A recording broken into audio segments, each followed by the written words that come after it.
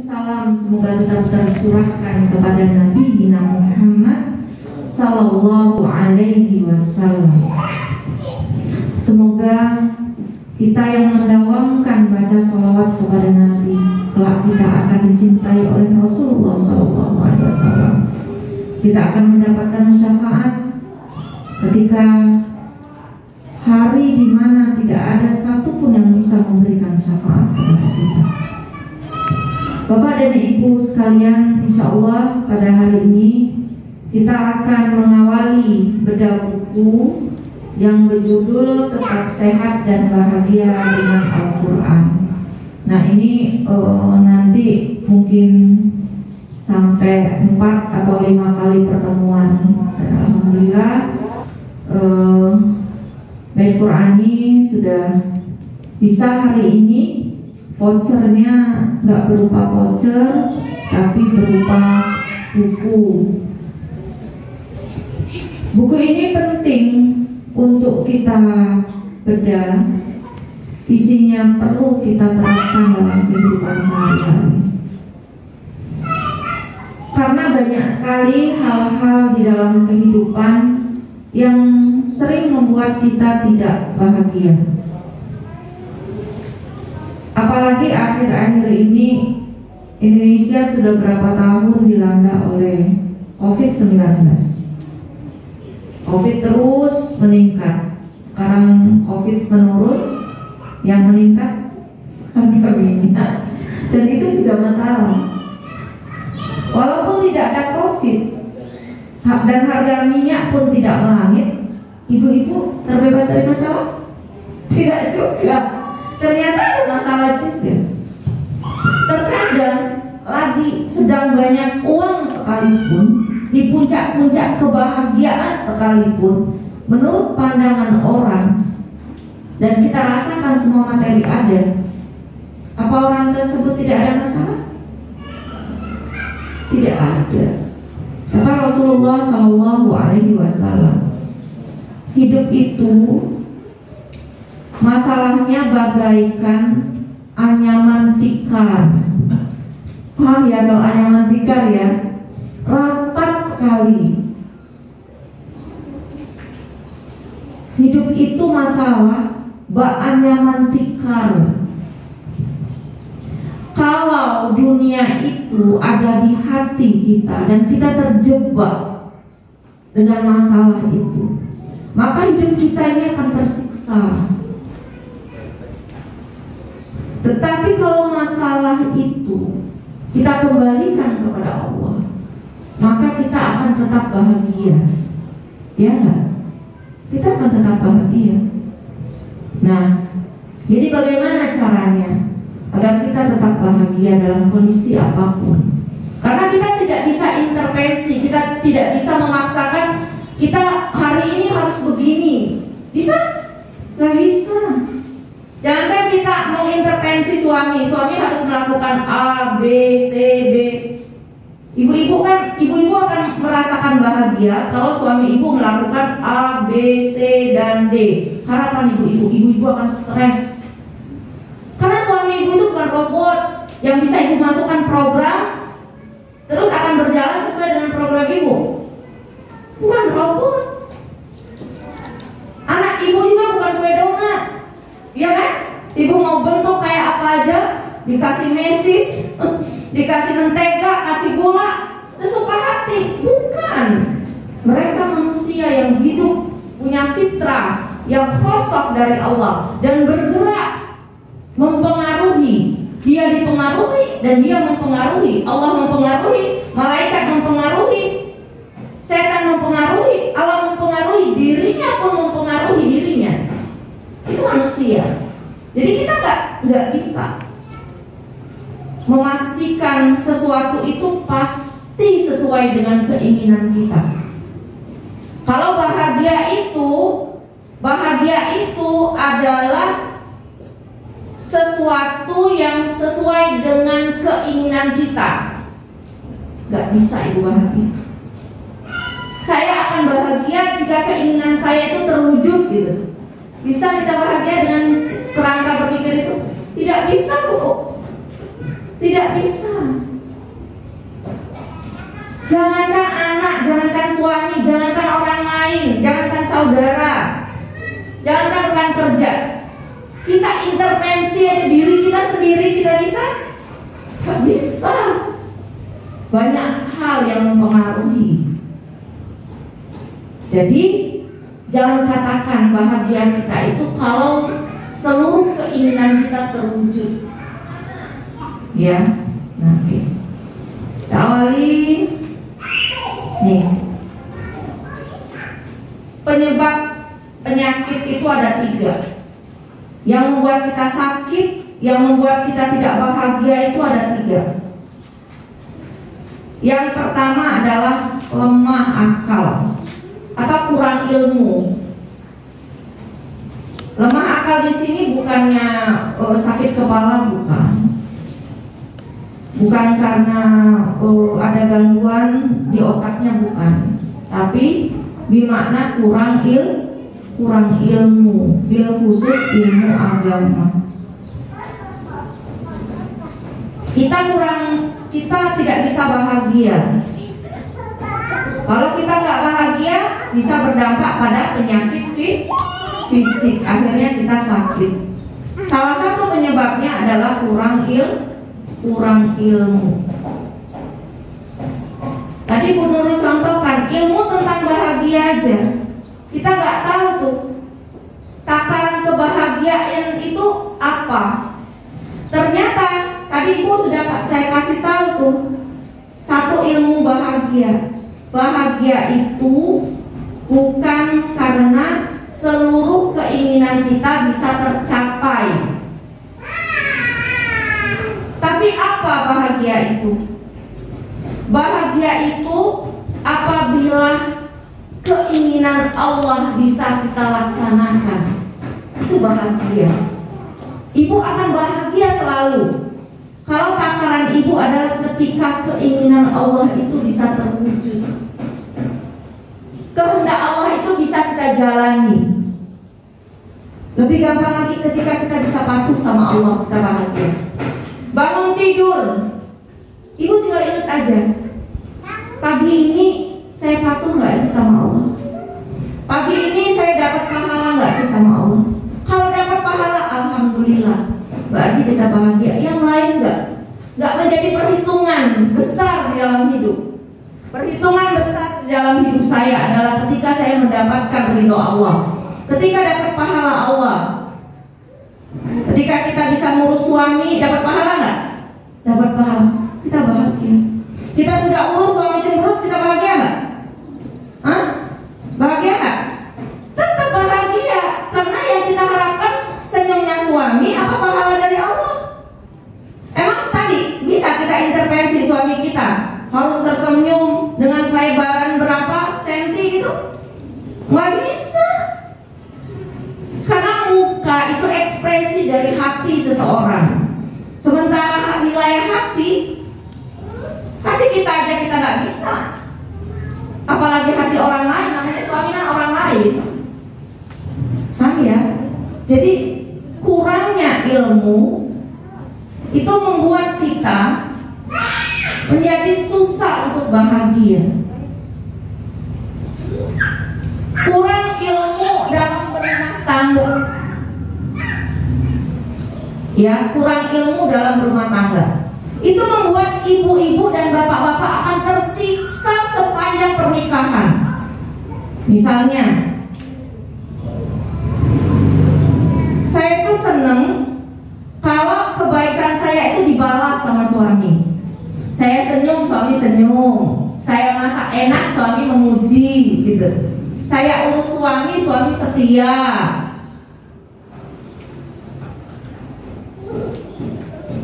Gak bakalan bahagia Bu berumah tangga. Berumah tangga yang begitu itu paling 1 bulan pertama. Ya gak Pak?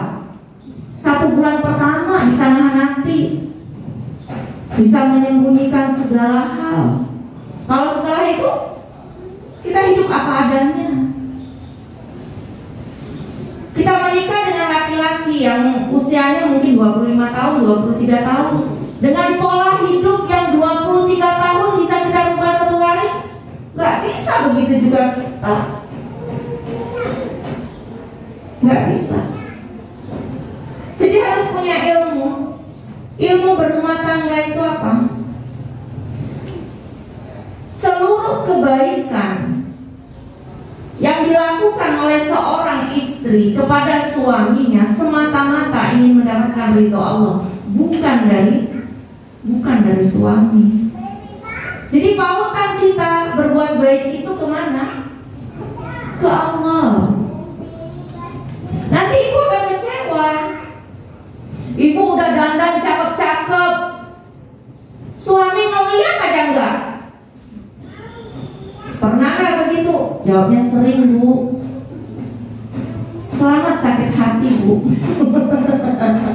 Kalau ibu itu dandan, itu pengen dipuji sama suami ibu. Dandan itu ibadah. Karena tadi ibu nggak bisa kan mengintervensi beliau, ya nggak? Karena ibu tidak paham, kurang ilmu. Laki-laki itu, Bu, otaknya tidak semua itu diomongin. Mungkin suami ibu kelihatannya nggak melihat tapi melirik. Wah, cakep juga ya istri saya, gitu. Itu apa? Tapi tadi bilang gini, oh ibu cakep banget, bedaknya warna ini, kerudungnya warna ini. Itu kita tuh perempuan, semua diomongin. Yang nggak penting juga diomongin. Kalau orang laki-laki paling ya, kadang kita ngomong sudah satu buku ngomongnya, gak dijawab sepatah kata pun, cuma dilihatin aja. Dah. Apa yang kita anggap karena kurang ilmu tadi? Suami saya cuek sekali, gak perhatian sama istri. Padahal dalam diamnya itu dia menyimpulkan apa yang harus saya lakukan agar istri saya ini bahagia. Dia berpikir dalam diamnya akan ngajuin surat lamaran kerja ke sini, lamaran kerja ke sini.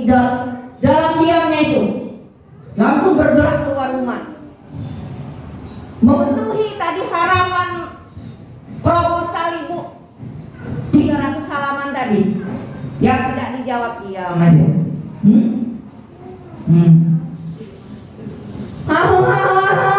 Itu apa Pak jawabannya? Itu aja. Belum bisa. Karena laki-laki memang otaknya itu tidak semua itu dibahasakan dengan bahasa, tapi dia buktikan dengan usaha. Bagaimana caranya seorang laki-laki soleh mencintai istrinya? Ibu belum ngerti ilmu, tersiksa setiap hari. Suami saya dikit-dikit mau, pulang kerja masih bau kelek, langsung nyelonong,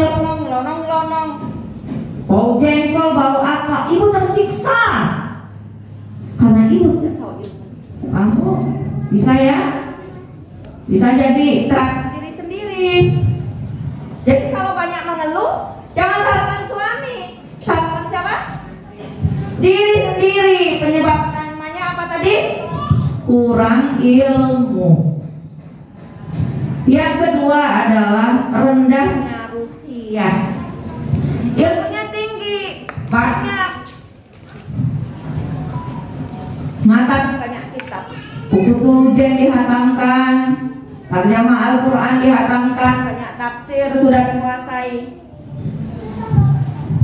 Tapi ruhiyahnya rendah, tidak beridrok silabilah, rasakan kebersamaan dengan malaikat itu. Sungguh, Bu, disitulah yang dalam nanti buku lain yang akan kita bedah dalam stimulan langit itu. Ketika kita belajar, Bapak Ibu melihat belajar dengan saya, sungguh tidak belajar dengan saya. Kita semua sekarang termasuk saya sedang belajar dengan Allah. Allah sedang mentarbiyah kita, mengajarkan kita dengan apa? Dengan sebuah proses. Prosesnya apa? berkat doa para malaikat, sehingga kita menjadi orang yang tanpa dosa, orang yang disayang oleh Allah. Kalau kita sudah tanpa dosa, apa aja munajat kita kabul, bimbingan Allah akan langsung datang sama kita, karena kita tanpa dosa. Kenapa kita bisa tanpa dosa? Karena kebersamaan kita dalam taklim ini beridrok silabilah. Hati kita pasrahkan dengan Allah, kita lepaskan dengan Allah. Terima dengan hati apa pembelajaran hari ini, sehingga nanti pulang, Bu, ada satu kata ustazah, dua kata ustazah, atau satu kalimat panjang atau pendek, itu melekat di hati kita, tidak pernah hilang, membimbing kita terus, membimbing kita terus, membimbing kita terus, selalu membimbing kita. Itulah yang namanya stimulan langit. Allah mentarbiah kita, Allah genggam hati kita. Nah, itu beruhiyah. Kalau kita sering menghadirkan Allah, ibu nyusui, jangan ibu larut hanya dalam ritual nyusuin anak. Ibu capek, bapak kerja capek, Pak. Apalagi sekarang misalnya dagang, bahan baku meningkat, daya beli berkurang, bapak akan stres, bapak capek. Tapi kalau dalam usaha mencari rizki itu beridrok silabilah, berhubungan dengan Allah, setiap sulit, Pak, bertambah sulit, bertambah besar pahalanya, bertambah berat, bertambah banyak dosa-dosa yang diampuni oleh Allah, bertambah mudah, bertambah cepat, dan banyak kita sedekahkan. Hasil dari usaha kita bertambah mulia. Kalau begitu kita bahagia nggak? Kita bahagia. Oh, ini lagi sulit. Yang kita lihat apa? Kita bertambah dekat dengan Allah. Allah akan siapkan rizki khusus pada waktu yang khusus, yang penuh dengan berkah. Itu janji Allah. Dan Allah tidak pernah ingkar janji.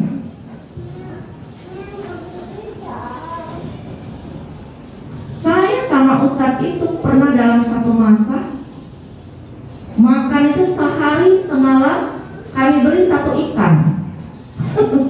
Satu ikan itu satu masa, dan masanya sangat panjang. Mungkin sepanjang saya S2. Saya pernah dagang sama Ustadz, dagang kaki lima, pasar malam, saya bawa Ibadur Rahman, saya gendong. Nenteng pula tuh, Pak, nenteng dagangan. Dagangan gak laku, barang ketinggalan, hilang. Tidak pernah ada rasa sedih, tidak pernah ada rasa kecewa, tidak pernah. Karena apa tadi?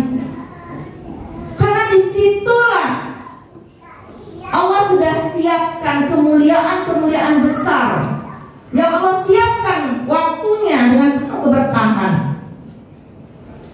Nah, begitu berinteraksi. Nyapu juga begitu. Nyapu itu bukan ritual nyapu, nyuci, gosok.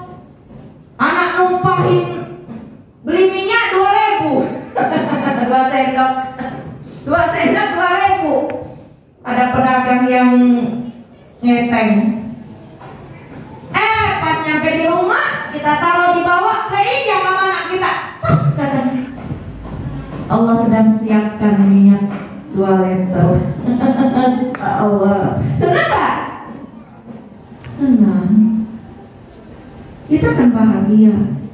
Tapi kalau kita kita kosong, kita dijajah oleh masalah, kira-kira anak itu kita apain? Lihat tuh di TV, ada ibu depresi katanya. Entah anaknya diapain. Karena apa? ilmunya kurang, ruhiyahnya juga rendah. Bagi yang belum langkah, belum refleks, belum langsung bisa berhubungan dengan Allah, hati kita dalam setiap aktivitas, maka paksakanlah. Paksakan. Lagi tidur ingat Allah, lagi makan ingat Allah, lagi bersih-bersih ingat Allah, lagi nyuci, Bu, 1 gesrek, 2 gesrek, 3 gesrek, 4 gesrek, 5 gesrek, giling baju, itu pahala semua. Pahala, pahala, pahala, pahala, pahala, pahala, ngalir pahala banyak. Senang gak kita? Senang. Belum lagi tuh baju yang kita gosok dipakai oleh suami sholat, wah senang sekali. Senang sekali kita. Suami makan, sudah makan dia sholat. Sholatnya suami itu pahalanya buat suami, buat kita. Senang gak? Itu kalau kita selalu beridrok silaturahmi. Suami sudah kita servis dengan baik, kemudian keluar mencari nafkah. Dalam setiap langkah suami itu pahala, pahala, pahala, pahala, pahala. Pulang lagi melangkah, pahala, pahala, pahala, pahala. Banyak sekali pahala kita. Senang gak? Berarti membahagiakan suami beban apa bahagia? Tergantung, Bu. Uang yang dikasih banyak gak? Nah, ini gak denger lagi.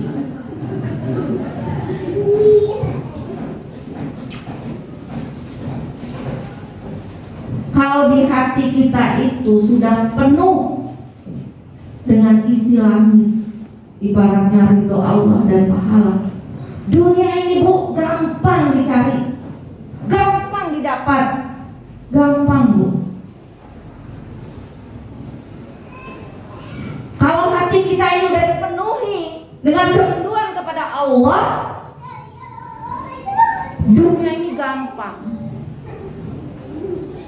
Anak-anak baby itu gampang sekali. Gak ada duit, orang tuanya mau berangkat ke Mesir, Ustaz tinggal bilang aja gini, Bapak Ibu sekalian, santri anak habis Quran 30 juz, mau berangkat ke Mesir, gak ada tiket, langsung aja minta. Gampang gak tuh? Gampang. Karena apa? Untuk penghafal Quran. Ini masjid 5M, emang pondok ada uangnya? Gak ada uangnya. Tapi untuk menghafal Quran mudah gak bagi Allah? Mudah. Begitu juga untuk diri kita masing-masing. Nah, kalau kita tidak bahagia, kalau kita selalu menderita, kalau kita ada penyakit, mungkin kita kurang dekat sama Allah.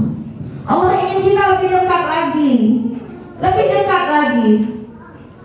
Maka ada orang yang sakit tapi dia bahagia. Kenapa? Karena dalam sakitnya dia bisa dekat dengan Allah. Seperti Nabi Yakub, Nabi Ayub. Nah, ada yang ketiga, tidak bahagia, tidak sehat karena memang fisiknya sedang sakit, ya. Matanya sakit, telinganya sakit, perutnya sakit, sehingga dia menjadi sakit. Tapi penyakit lemahnya jasad ini bisa menjadi kuat dia kalau akalnya, ilmunya banyak dan dia dekat sama Allah. Pengen bahagia selalu Bapak Ibu sekalian? Kebahagiaan di dunia yang bisa menghantarkan kita bahagia di akhirat. Tidak ada jalan lain, ya, tidak ada jalan lain. Caranya hanya dengan Al-Quran. Kalau ada kondisi di mana kita sakit fisik, ada di mana dalam kondisi kita sakit hati, tidak bahagia, takut, galau, malas dan sebagainya. Jangan ingat yang lain dulu. Yang diingat siapa dulu? Allah. Dipastikan kita kurang dekat dengan Allah. Ilmu agama kita masih kurang. Jadi diingat dulu adalah Allah. Sang penyembuh adalah Allah. Nah ini kita kebalik. Sampai sakit gigi menurut iya, sakit gigi sekalipun yang kita ingat dulu siapa? Allah. Kita sebagai kaum muslimin, kita punya cara penyembuhan yang Allah ajarkan, tapi kita tidak gunakan. Ketika kita sakit fisik, sakit psikis, sakit sosial sekarang, sakit sosial masyarakat, harga naik semua, berdesak-desakan, depresi, saling menyakiti, saling menzalimi. Harusnya yang diingat dulu adalah Allah. Bagaimana aturan Allah? Caranya bagaimana? Caranya adalah ingatlah Al-Quran itu sebagai obat. Itu janji Allah. Kita harus mengimaninya. Karena kaum muslimin tidak mengimani ini. Al-Quran itu obat fisik. Fisik sakit obatnya itu Al-Quran. Psikis sakit obatnya Al-Quran. Sosial sakit obatnya Al-Quran. Walaupun kita juga harus ikhtiar secara insaniah, tapi jalan utama yang tidak boleh kita tinggalkan adalah obat utama adalah Al-Quran dan bermunajat kepada Allah.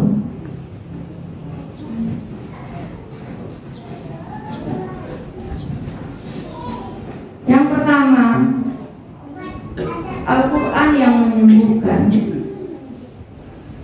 Ya, dalam surah Yunus disebutkan, hai manusia, sesungguhnya telah datang kepadamu pelajaran dari Tuhanmu dan penyembuh bagi penyakit-penyakit. Penyakit-penyakit yang di mana? Yang dalam dada. Dan petunjuk serta rahmat bagi orang-orang yang beriman. Ini janji Allah. Kita yakin nggak? Nggak. Makanya Al-Quran itu nggak jadi obat. Bapak Ibu sekalian, Ustadz itu diabetesnya 525.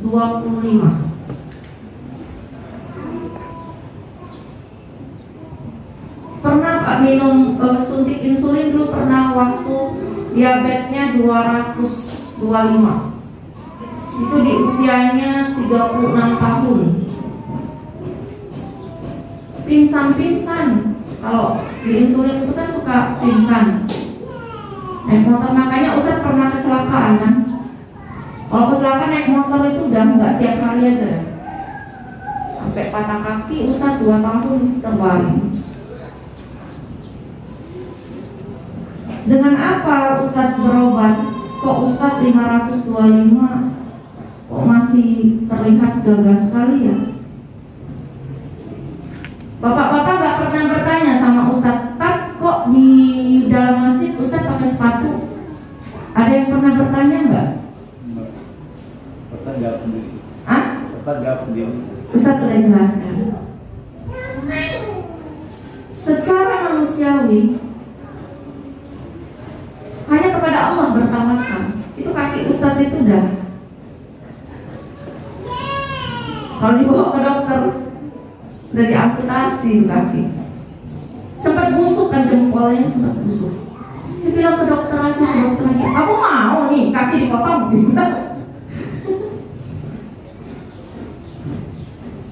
Diobatin aja sama Ustadz yang Al-Quran, dibacain Al-Quran terus ikhtiar, normal juga ikhtiar. Kaki Ustadz itu kan udah keluar getah. Jadi kalau diabetes itu saya juga baru tahu. Diabetes itu kakinya gak apa-apa, tapi kok keluar kayak kalau kita korengan itu ada kayak getah itu ya. Nah, getah untuk penutup koreng ya. Yang putih-putih suka keluar. Nah, itu kaki Ustaz keluar itu tuh. Keluar itu terus. Nah, itu diobatin Al-Quran, dibacain Al-Quran. Ustaz, sepanjang maka itu panjang tidur setel murotal. Nasinya, minumannya dibacain Quran Ustaz. Secara mandiri dibacain makanan apa aja. Intinya Ustaz doain semoga nasi ini jadi obat buat saya ya. Semoga air ini jadi obat buat saya ya. Simpelnya begitu dah. Apa aja yang dimakan, apa aja yang diminum, didoain begitu. Itu Bu. Jadi jangan nggak percaya. Jangan nggak percaya dengan Al-Quran. Sakit gigi, kepala pusing, sakit perut, yakin Al-Quran itu sebagai syifa, dibacakan. Fatimah itu pernah ada benjolan di bawah lidahnya, segede ini. Di bawah lidah betul. Di pertengahan corona, saya sudah melihatnya kian hari kian besar. Katanya dia sudah gak enak gitu, udah berat lidahnya kan ke bawah. Saya sudah urus mau saya operasi tuh, saya mau operasi.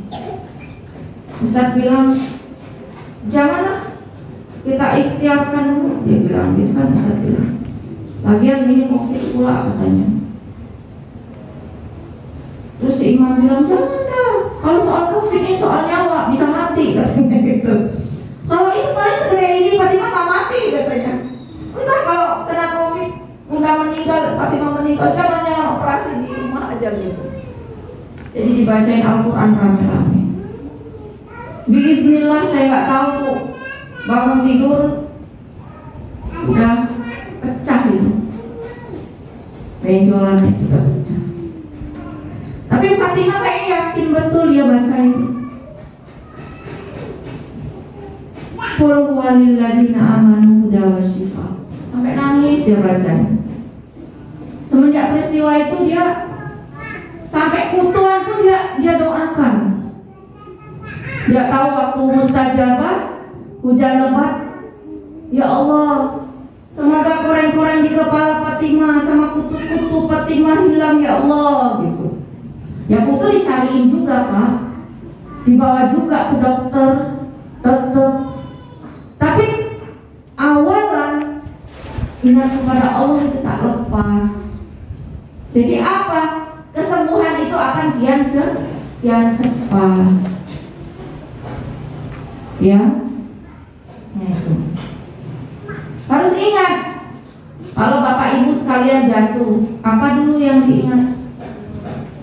Ya Allah, harusnya ingat, aduh, mana betadin. Kalau anak panas, siapa dulu yang diingat? Apa dulu yang diingat? Allah dulu. Ya Rob, yang penguasa langit dan bumi, penyakit panas ini sungguhlah ringan bagimu. Turunkanlah panasnya ya Rob. Baca. Ya Rabban Nas, Al-Hibil Bas, Asfi anta syafi, la sifa'an illa sifa'u, sifa'an la yuwari bisakoma. Dibacain. Isfi mardo, disebut siapa?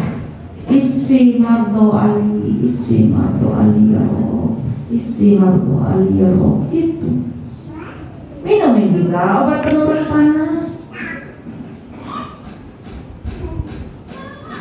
Ya, itu juga anak-anak. Bapak Ibu sekalian pengen nggak anaknya puasanya full? Pengen ya? Nah, yang kecil-kecil loh. Fatimah alhamdulillah puasanya full. Caranya tuh gimana Bu Nurul? Saya udah prepare nih sebulan. Jadi nanti dalam buku-buku saya yang lain akan dibedah juga. Jadi Bapak Ibu sekalian, kita bisa mempengaruhi orang lain dengan cepat. Jadi apa yang ada di Al-Quran itu akan cepat diterima oleh orang lain dengan cara apa? Caranya adalah kita ini ternyata kalau diomongin kayak gini tuh kan nggak langsung masuk, nggak langsung bisa dikerjakan, karena dalam istilah psikologinya ada yang menutup. Yang menutupnya itulah namanya critical area. Kebiasaan-kebiasaan buruk kita itu yang menutup. Dalam bahasa tasawufnya dosa. Ngapain sih? Bodoh amat. Emang iya? Nggak mungkin. Nah itu namanya penutup critical area. Dosa-dosa. Bawel lo, berisik. Nah, kalau diomongin orangnya, itu namanya critical area, penutup kebaikan-kebaikan yang masuk. Dosa itu kumpulan-kumpulan dosa.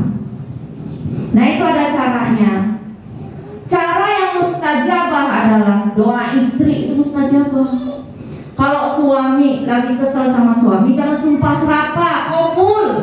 Nanti kan sendiri juga yang susah. Begitu juga bapak-bapak lagi kesel sama istri, jangan sumpah serapah. Karena dalam kondisi emosi itu biasanya critical area itu buka dia. Makanya orang kalau terlalu marah, terlalu bahagia, setan udah masuk tuh gitu. Kalau suami lagi marahnya memuncak, lagi emosinya tidak stabil, doain mustajabah. Doain yang kenceng, terus dibacain Quran. Begitu juga suami, begitu juga anak. Nah anak kalau dia lagi main, kan lagi bahagia dia. Jadi dalam kondisi emosi orang bahagia, sedih, senang, marah, itu kita pengaruhi. Bacakan Al-Quran, bacakan doa. Nah saya kalau dia lagi main, adik puasanya full ya, adik puasanya full ya, puasanya sebulan full ya adik, sambil saya cium, saya peluk. Adik puasanya full ya, adik puasanya full ya, adik puasanya full ya, adik puasanya full ya dek ya, adik puasanya full dek ya. Itu kalau saya lagi mau masukkan pengaruh ke anak satu kebiasaan gitu, saya peluk, saya cium. Anak-anak saya semuanya punya kebiasaan dan memang saya bangun kebiasaan itu saling mempengaruhi satu sama lain. Jadi dia kalau ketemu saya aktivitasnya di kamar aja, ngetik apa tuh saya di kamar aja. Karena memang ruangan kami cuma kamar itulah. Masuk keluar masuk kamar tuh cium, peluk. Kalau dia peluk saya, cium saya peluk. Jadi ulama besar nak ya, sungguh-sungguh ngapalnya nak ya. Jadi ulama besar nak ya, sungguh-sungguh ngapalnya nak ya. Sampai yang baru nikah pun begitu. Kalau datang ke pondok, cium tangan, peluk. Kesempatan kita ngomong apa kita pengaruh, kita ngomong baik-baik, kita doain. Sungguh-sungguh. Jadi ulama besar sungguh-sungguh. Jadi ulama besar sungguh-sungguh, yang sering saya katakan ke anak-anak begitu. Sungguh-sungguh jadi ulama besar, saya peluk, saya cium. Kadang kalau saya nggak peluk, saya nggak cium, karena mungkin saya lamun mikirin apa gitu. Yang perempuan udah gede itu, hari ini nggak cium kakak, nggak peluk kakak, jadi nafis kan. Saya peluk, saya cium, saya doakan, saya peluk, saya cium, saya doakan. Ke suami juga begitu, ibu kan banyak harapan ke suami. Nah, pijitin suami, pijitin, ya pusing kakinya pijitin, sambil didoakan, ya Rob, buka pintu rezeki suami saya ya Rob. Suaminya yang nggak taat, sering-sering dipijit, dipeluk, dirapiin, dibuat bahagia, ya Rob, buka pintu hati suami saya ya Rob, kasih dia hidayah ya Rob, berkam dia ya Rob. Dia yang punya uang aja, dia yang kerja, uangnya buat kami bisa taat. Alangkah kasihan suami saya ya Rob, suami saya yang ini ya Rob, peluk ya Rob, bimbing dia ya Rob, usap-usap kakinya, dipijit. Kita bilang saya cariin kutu, cariin kutu. Ibu ngapain jauh-jauh ngundang si Rara? Rara lagi ngapal Quran, jam-jam begini. Bu Rara doain suami saya. Suami bulukna, katanya kan kayak di Mandala.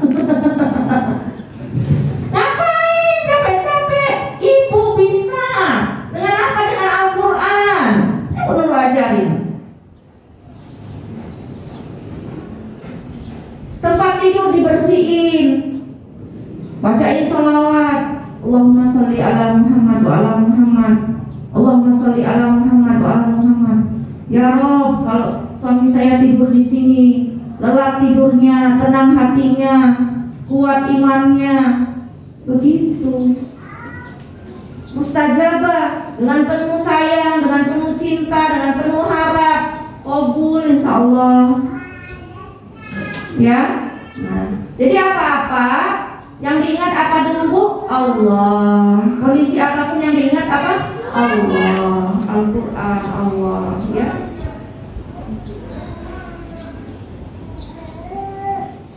Nah, bagaimana cara mengingat Allah itu? Dengan baca doa-doa.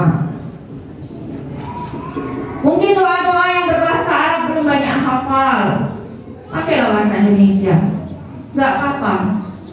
Nanti di buku ini sudah ada beberapa doa-doa yang berbahasa Arab, nanti bisa diamalkan satu-satu diamalkan. Belum bisa pakai bahasa Indonesia kayak tadi. Tapi syaratnya, kalau berdoa jangan mulutnya ngomong, hatinya lalai. Minta apa misalnya? Ya Rob, semoga anak saya mudah menghafal. Nah ibu tuh minta dengan hati. Ya Rob, mudahkan anak saya menghafal ya Rob. Mudahkan ya Rob. Mudahkan ya Rob. Mudahkan ya Rob. Mudahkan ya Rob anak saya menghafal. Mudahkan ya Rob. Mudahkan ya Rob. Gitu. Hatinya jangan lalai. Kalau hati kita lalai dalam doa, Allah nggak kasih. Amalkan doa apa yang memang pas betul dengan kehidupan ibu sekalian. Kalau yang pas betul mah bahasa Indonesia, itu bahasa Indonesia. Jadi kuncinya hati jangan lalai. Minta apa aja. Genggam hati kami ya Rob, genggam hati kami ya Rob, genggam hati kami ya Rob, genggam hati kami ya Rob untuk senantiasa taat. Genggam ya Rob untuk senantiasa taat ya Rob. Hati janganlah lalai. Kapan aja berdoa. Ya tadi, dalam kondisi kita bahagia, dalam kondisi kita sedih, kita peluk anak, kita berdoa. Kita makan bersama-sama anak, berdoa.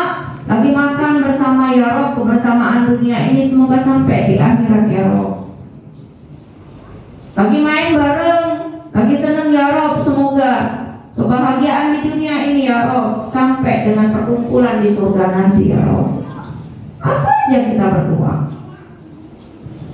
Lagi masak ya Rob, semoga masakan yang saya makan ini ya Rob dimakan jadi taat, dimakan jadi sehat. Minta apa aja. Lagi nyuci juga begitu ya Rob, semoga baju yang saya cuci ini ya Rob bikin anak saya semangat menghafal Quran ya Rob. Semoga menjadi sumber pahala saya ya Rob. Doain. Hatta berhubungan dengan suami istri juga begitu ya Rob. Bikin keluarga kami sakinah mawaddah warahmah.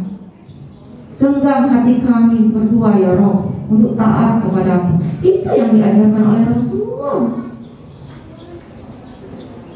Orang mau BAB aja disuruh ingat Allah, ya.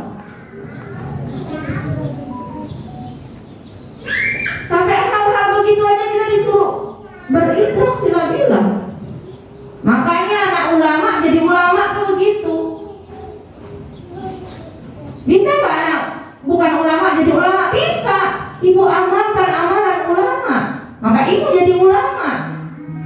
Ulama itu siapa? Orang yang berilmu tadi kan. Kalau mau bahagia maka berilmu. Nah, jadi kajian kita hari ini kesimpulannya adalah kalau hati tak bahagia, mungkin kita kurang ilmu. Cari ilmu, tanya sama orang. Wajib kita ini belajar agama minimal seminggu sekali. Wajib belajar,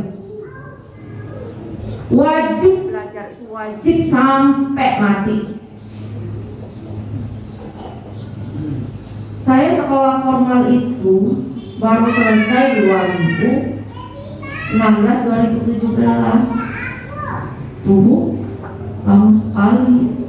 Sampai sekarang terus belajar, masih belajar, terus belajar sama siapa saja. Sampai sama anak-anak pun saya belajar. Saya belajar sama imam, sama Fatimah, sama para santri, belajar.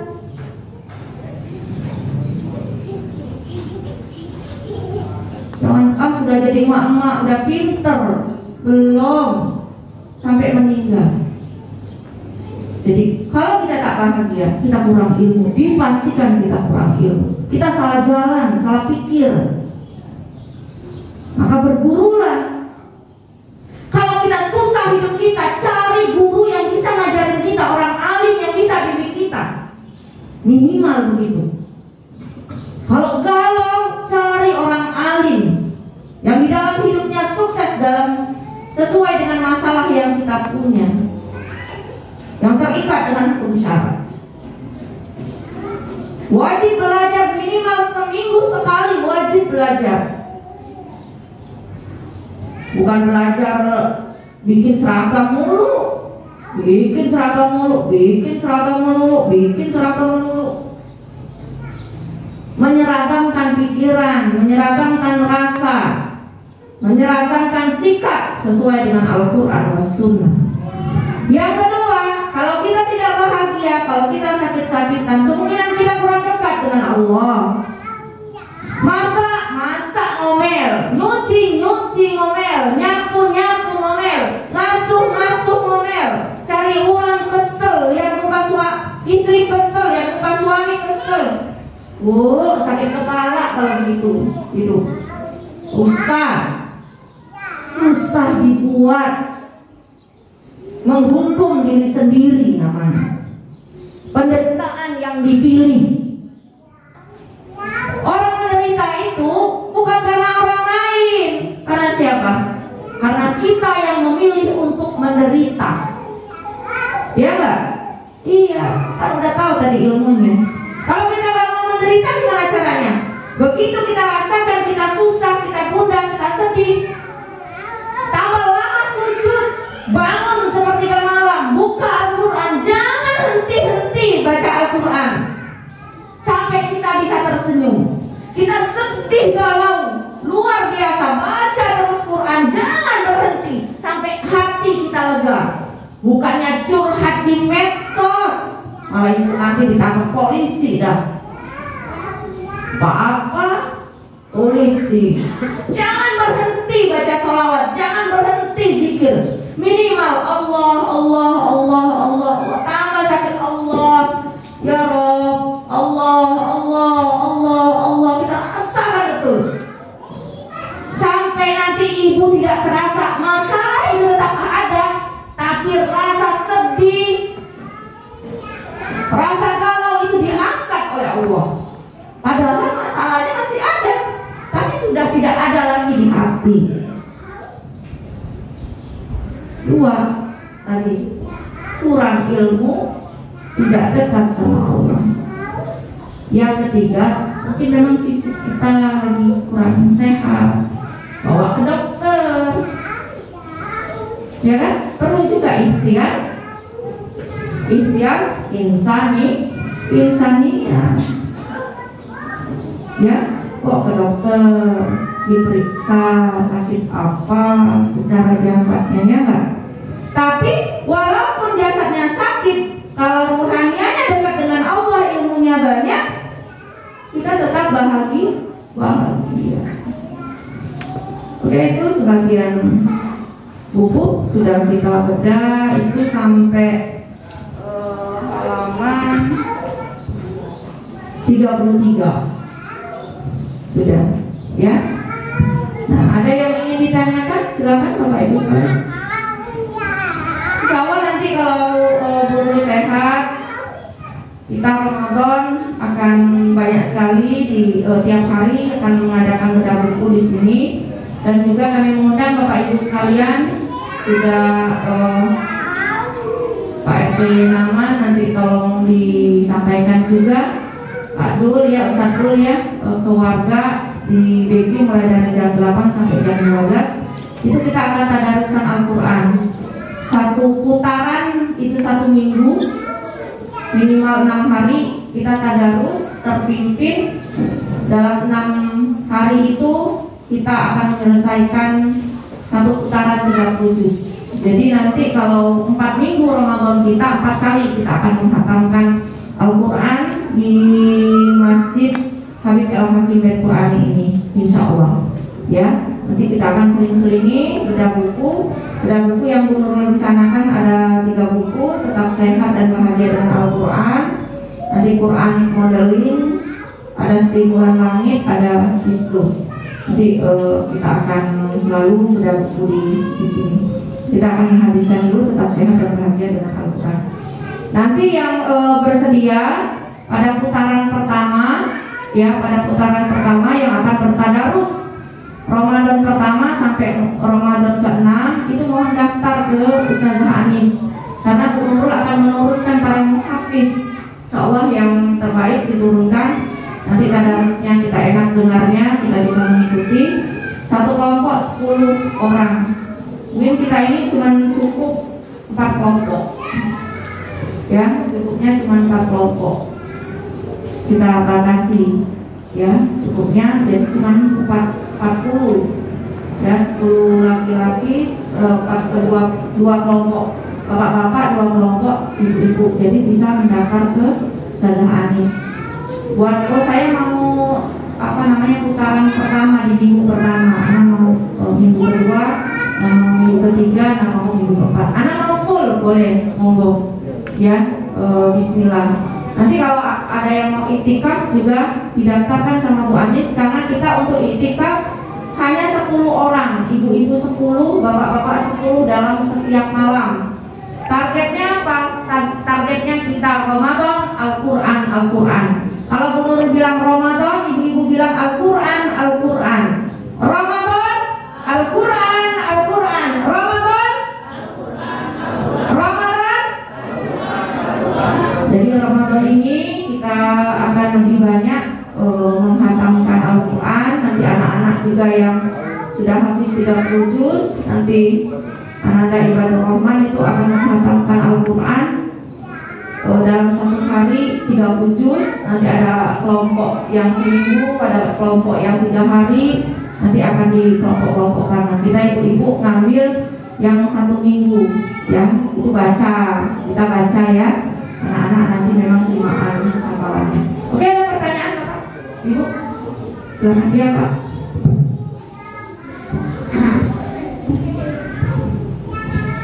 Assalamualaikum warahmatullahi wabarakatuh. Ustazah, satu pertanyaan, mohon dijelaskan. Saya ini sudah mulai menyenangi membaca Al-Quran, tetapi kadang-kadang tiba malas. Satu hari misalnya malas sekali untuk membaca. Kiatnya apa Ustazah? Makasih. Untuk mengatasi kemalasan ya, untuk mengatasi kemalasan tadi. Iya, yang pertama buat pemula, bacalah Al-Quran dalam jumlah yang kita senangi. Misalnya kan ada bapak-bapak sekarang, saya 1 hari 1 juz. Padahal kapasitas kita itu kita baru mulai itu, baru mau mulai menyukai. Ternyata setelah 1 juz itu kita betul 1 hari dapat 1 juz. Hari kedua sudah gak mau lagi karena merasa apa tadi? Capek. Kalau saya biasanya mentreatment anak-anak dan ibu-ibu dan bapak-bapak pemula, yang penting istiqomah. Kita nih ya berazam di waktu yang sangat-sangat mungkin kita baca Al-Quran. Hanya saya ba'da maghrib, ba'da subuh, ba'da tahajud, itu sangat mungkin. Maksudnya sangat mungkin untuk waktu. Berapa banyak? Dihitunglah. Misalnya ibu-ibu yang anaknya kecil-kecil itu kan, diukur, saya ini bakal istiqomah, ukuran anak saya ini setengah halaman, setengah halaman. Misalnya kalau kita lagi baca, itu dia nangis itu masih bisa nunggu dia setengah halaman. Tapi dengan 3 waktu tadi kan beda, mungkin ibu 5 waktu mungkin, atau 6 waktu, atau 2 waktu gitu. Itu jangan berubah-ubah. Banyaknya tidak boleh berkurang, boleh lebih. Tapi lebihnya jangan terlalu ngegas. Nanti besok gak mau lagi. Tapi kalau sudah berazam dengan ukuran yang sudah tertakar, tidak boleh tidak dilakukan, harus dilakukan. Kita paksakan untuk melakukannya. Yang lain kita tunda dulu, kita lakukan dulu. Kan tidur di atas kepala begini. Kita suka habis sholat itu duduknya di mana? Saya suka duduk di atas tempat tidur saya itulah, duduk di situ. Lagi beraktivitas apa aja saya duduknya di situ. Taruhlah Al-Quran di situ, jadi kita mudah ambilnya. Letakkanlah Al-Quran itu di mana kita sering duduk. Kita nyaman duduk, kita bahagia duduknya, ditaruhlah di situ. Sehingga kita lihat terus, kita ambil. Malas ambil dulu Pak, ambil dulu Quran.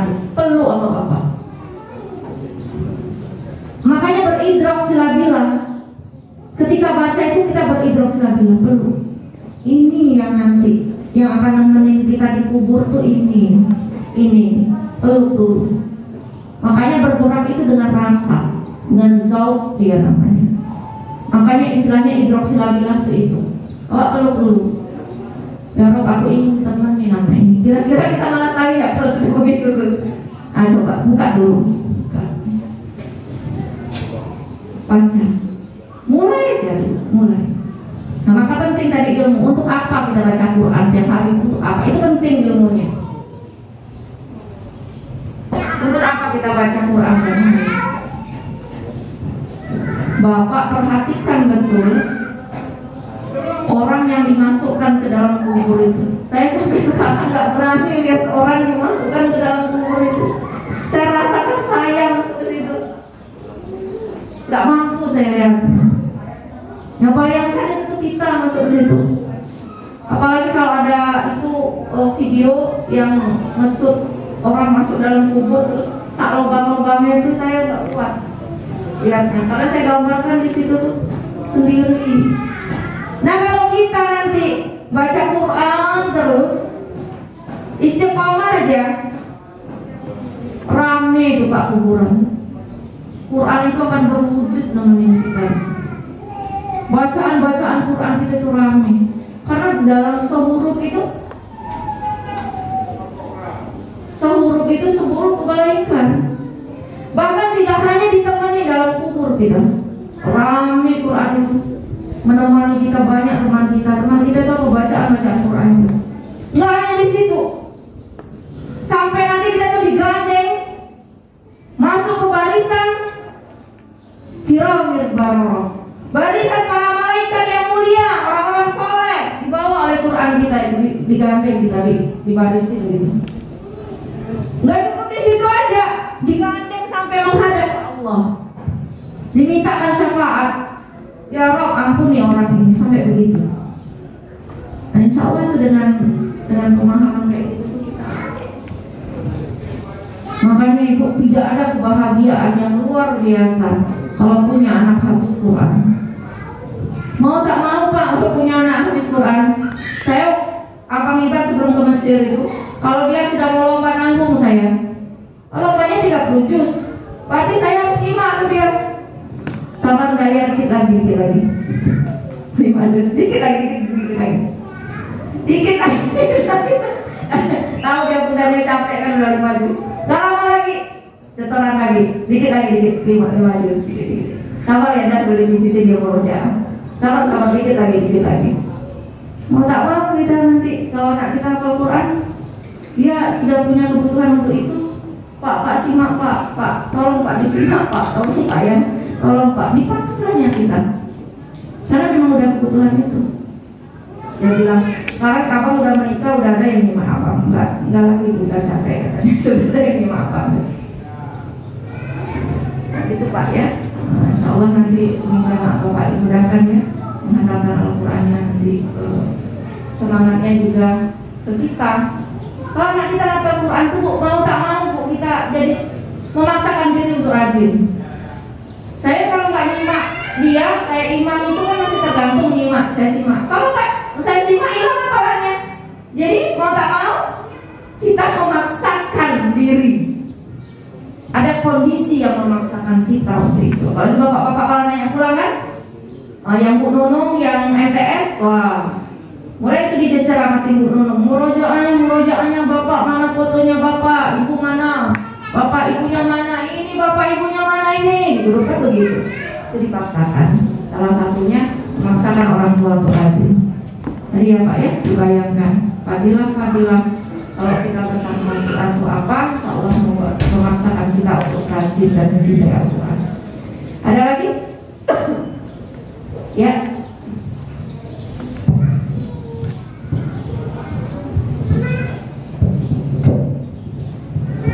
Assalamualaikum warahmatullahi wabarakatuh. Begini Ustazah, dengan tema tadi mengutamakan Allah, saya punya pengalaman langsung Ustazah. Tahun 2021 saya saat itu merawat ibu saya sedang sakit. Nah, namanya orang tua sedang sakit, mungkin pengen dimasakin ini, dimasukin itu, ya kita kerjakan dengan kembali lagi semuanya untuk kedekatan pada Allah, mengurus orang tua. Nah, suatu ketika adik ipar saya minta tolong setelah sholat subuh, Kak, tolong buatkan kue, mau nengok orang tua karena orang tuanya sakit. Di subuh tuh berusaha saya buatkan. Nah, dengan berjalannya membuat kue itu, saya tidak pernah memakai oven gas. Saya selalu menggunakan oven listrik kalau di rumah di sini. Di kampung tuh ada oven gas. Astagfirullahaladzim Ustazah. Ketika saya akan memanggang kue, menghidupkan gas, ternyata gasnya saya hidupkan full. Dan memantik apinya langsung pakai korek api gas. Itu akan memasukkan kue. Ketika si gas itu, tangan saya masuk ke dalam oven. Masuk ke dalam oven, pas gasnya nyamper, itu gas api itu ke muka saya Ustaz. Tapi saya tuh Allahu Akbar, la ilaha illallah, wallahu akbar. Saya nangis Ustaz. Rambut saya udah pada ini kebakar, alis saya kebakar. Tapi saya berpikir, kok muka saya nggak apa-apa, muka saya nggak terasa sakit, nggak terasa apa. Saya berpikir alis saya kebakar, rambut saya udah kebakar. Kalau kita berpikir secara ini kan berarti muka pun rusak. Tapi Masya Allah mata saya nggak apa-apa, semuanya nggak apa-apa, cuma lecet sedikit. Padahal api itu menyambar dengan kuatnya. Dari dalam oven kuat sekali nyambar tuh. Tapi Masya Allah ketika mengutamakan Allah dan ingat kepada Allah, Allah turunkan penjagaan itu dengan penjagaan itu dengan baik Ustazah. Itu langsung saya mengalami sendiri Ustazah. Karena Allah dan Allah lah yang kita utamakan, penjagaan itu sangat baik. Itu Ustazah, Masya Allah. Dan mengalami langsung. Ibu saya sampai tidak tahu apa yang terjadi karena oven itu besar. Dipikir saya udah apa-apa, tapi alhamdulillah cuma rambut kebakar, alis hilang, bulu mata hilang, cuma lecet sedikit. Itu Ustazah udah mengalami langsung karena mengutamakan Allah. Masya Allah, pertolongannya sangat dekat. Iya, ya gitu. Kalau kita yakin dengan kedekatan kita dengan Allah, itu orang-orang soleh kan suka dapat kaumah, suka dapat maunah. Bapak ibu sekalian kira hanya wali-wali Allah. Mungkin di antara bapak ibu sekalian ini ada yang sudah jadi wali Allah, tapi tidak pernah menyadarinya. Banyak kejadian-kejadian luar biasa kita temui karena mungkin kita mengabdikan diri berhikmat kepada orang tua. Bisa jadi karena kita ahli sedekah, bisa jadi karena kita mengajar dengan ikhlas, bisa jadi karena kita berhikmat dengan suami walaupun suami kita miskin, kita patuh sami'na wa ata'na karena suami kita walaupun miskin bawa kita ke surga. Bisa jadi kita nggak tahu. nikmati kebersamaan dengan Allah. Jangan kira wali Allah itu hanya orang yang berjubah putih, pakai stal tinggi. Mungkin dia riak di hadapan Allah. Mungkin ada ibu-ibu yang biasa menangis dalam kolbunya, tapi terus menginginkan anaknya hafal Quran. Walaupun udah hafal Quran, kadang nggak bisa baca Quran, terus saja nyimak anaknya, diantar terus anaknya di sini, didoakan terus. Kadang ada wali murid itu nggak pulang-pulang, dia kenapa nggak pulang-pulang? Nggak ada ongkos katanya mau pulang. Menetap aja di sini, bisa aja. Pertolongan Allah itu datang karena seperti itu. Ya, jadi jangan mengira gini loh, nggak mungkin Allah itu bimbing saya itu hanya orang-orang yang ahli tahajud saja. Bapak nggak ahli tahajud, tapi bapak ahli sedekah. Bapak nggak ahli tahajud, tapi bapak tidak pernah zalim sama istri. Bapak berjuang terus ngajak istri untuk taat dalam kondisi apapun. Bisa aja mau Allah datang di situ. Melakukan pekerjaan selalu beridrok-silabilah. Bisa aja mau Allah datang di situ. Nanti anak-anaknya taat semua, bisa. Anak-anak baik itu saya bilang, nak, andaikan kalian tahu kemuliaan yang Allah kasih sama kalian ini, sudahlah usia muda bersama Al-Quran, dalam tahajud Senin Kemis, sholat duha. Kalau hati kalian tuh beridrok-silabilah, kalian inilah namanya waliullah itu tuh, para penghafal Quran itu. Banyak sekali kemudahan mereka itu. Apalagi bulan Ramadan ini, Pak. Orang corona makan susah, mereka makan daging terus itu. Santri baik ini makan daging terus. Pulang kadang bawa uang. Sekarang orang krisis, santri baik ini mewah, banyak orang kasih. Karena apa tadi? Amalannya Pak, Bu. Tuh ibunya Maliha sering ngomong, Bu, kalau saya berdoa untuk diri saya sendiri sulit, tapi kalau saya berdoa untuk Maliha, gampang sekali hidup anak itu, gampang sekali. Apa aja keinginan dimudahkan oleh Allah jalannya. Tapi kalau untuk diri saya sendiri itu susah. Kenapa? Karena tadi anak-anak itu sudah punya amalan-amalan para wali.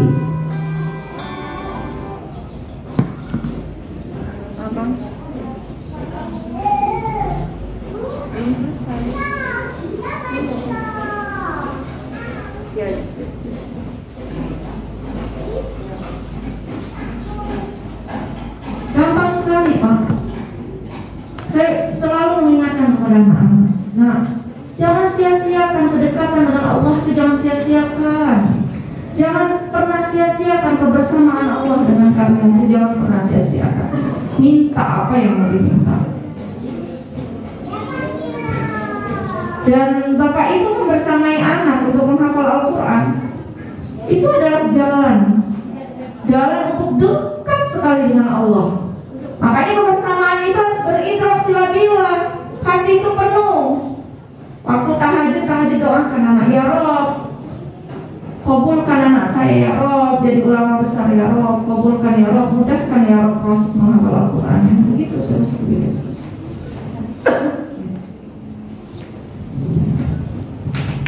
Itu ya Bapak Ibu sekalian.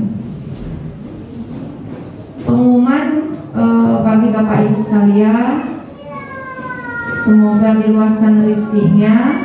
Nanti dihimbau untuk dapat berpartisipasi memberikan buka puasa dan sahur. Bisa sendiri, kalau sendiri untuk satu hari itu berjumlah 160 orang, itu totalnya 4 juta. Bisa nggak Bu? Saya punyanya 100, boleh, semampunya. Nanti bisa digabung. Atau tolong koordinir keluarga besar nanti untuk memberi makan para penghafal Al-Quran, agar nanti dia makan, dia buka puasa, anak-anak tahajud, anak-anak baca Quran. Bapak Ibu sekalian dapat pahalanya, karena apa yang dimakan bikin dia sehat, bikin dia kuat, ya. Nanti bisa langsung dihubungi Bu Anis. Karena memang ini lagi krisis, biasanya sudah penuh itu buka puasa, ini baru beberapa hari. Jadi bisa nanti, sebaiknya berbentuk uang aja karena ini masih COVID ya, biar jadi bisa dimasak di sini juga, kami mengelolanya lebih enak, lebih hemat, bisa untuk beberapa hari gitu kan. Yang kedua, untuk keperluan buka puasa dan lebaran terkait sembako dan kue-kuean, roti-rotian, kami menghimbau Bapak Ibu dapat membelinya di Pondok Pesantren Baitul Qur'ani, karena nanti juga keuntungannya untuk anak ibu bapak sekalian juga. Dengan meningkatnya harga sembako di luar sana, sangat mempengaruhi sekali tingkat pembayaran SPP di pondok pesantren ini. Maka kalau di luar bapak ibu pasti belanja juga kan. Nah, kenapa kalau belanjanya di pondok aja? Jadi keuntungannya bisa nutupin operasional di pondok pesantren Baitul Qur'ani kan, buat anak bapak ibu juga. Itu. Terus nanti jangan lupa kalau zakat mal bisa juga nanti di pondok Baitul Qur'ani, karena ini jumlah anak-anak berjumlah 26 anak yang mau berangkat ke Mesir kalau mereka lulus semua. Itu sudah dicek, yang mampu bayar full itu 2 orang, yang mampu bayar full itu 2 orang. Itu jatah pondok. Kalau yang nggak mampu itu wajib lulus semenap, itu cuma 5 orang. 5 orang dananya sudah ada, belum biasanya di Ramadan ini. Dan juga biasanya kita zakat, santunan ini nggak hanya di sekitar PRT-an sini aja, itu sampai ke Bogor sana kita bagikan juga buat guru-guru keluarga besar Baitul Qur'ani. Itu mungkin ya Bapak Ibu, nggak ada lagi ya pertanyaan ya. Insya Allah nanti kita akan lanjut kajian kita khusus di bulan Ramadan. Nanti full Bu Nurul yang akan mengisi, karena Ustadz Habib kalau Ramadan full di luar kajian, di luar beliau. Mohon doanya juga, insya Allah tanggal 29 Maret Ustadz Habib akan sidang terbuka disertasinya untuk meraih gelar doktor. Semoga beliau diluluskan dalam ujiannya, dimudahkan dan dilancarkan. Amin amin Allahumma amin. Semoga nanti ilmunya lebih berkah, juga lebih bisa optimal berjuang buat Al-Quran. Itu saja dari saya, lebih dan kurangnya mohon maaf. Billahi taufiq wal hidayah. Wassalamualaikum warahmatullahi wabarakatuh.